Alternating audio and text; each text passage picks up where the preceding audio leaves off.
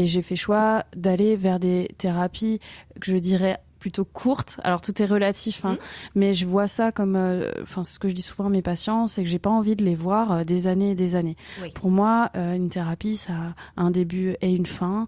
Je fonctionne beaucoup d'ailleurs avec des échelles et des objectifs de thérapie parce que l'idée, c'est qu'on donne une boîte à outils au patient pour que derrière, chez lui, il mette en place pas mal de choses et qu'il me voit, des fois c'est une séance, ça peut arriver, surtout avec les enfants.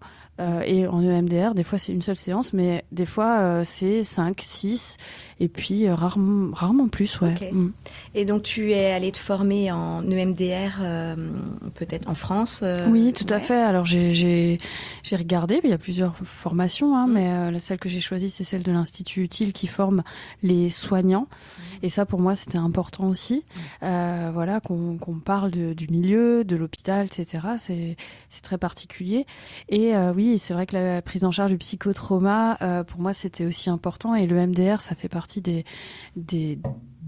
et l'hypnose d'ailleurs, ça fait partie aussi des outils qu'on peut avoir pour soigner le psychotrauma.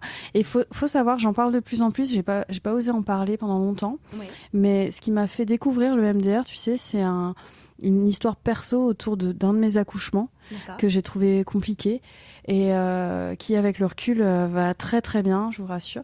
Mais voilà, c'est une amie au bout d'1 an qui me dit « Laure, tu me parles toujours de ton accouchement, ça va pas, il y a un truc qui va pas avec ton accouchement, c'est bizarre. » Et j'ai décidé de consulter et en 2 séances chez une dame, ça s'est réglé. Et comme quoi, vous voyez, des fois, j'aime bien le dire maintenant parce que je me dis, il faut pas croire d'ailleurs que le médecin ou le thérapeute, il a une vie parfaite, quoi que ce soit. Des fois aussi, on a des petites casseroles ou des plus grosses et on se prend en main. Et ces techniques, elles fonctionnent et c'est royal. Donc c'est parce que tu l'as expérimenté, que tu t'y es intéressée. Entre autres, ok. Je savais que ça fonctionnait parce que, on commence à le savoir, tu sais, ou l'hypnose, par exemple, ça a un pied à l'hôpital, on s'en sort en cancérologie, en anesthésie, grâce à ça, les patients ont des fois moins de traitement parce que ils sont hypnotisés. Donc, je trouve qu'on fait des choses miraculeuses. Alors, j'aime pas, j'utilise ce terme-là. C'est vrai que c'est des médecines parallèles. J'insiste bien sur le fait que c'est pas reconnu encore.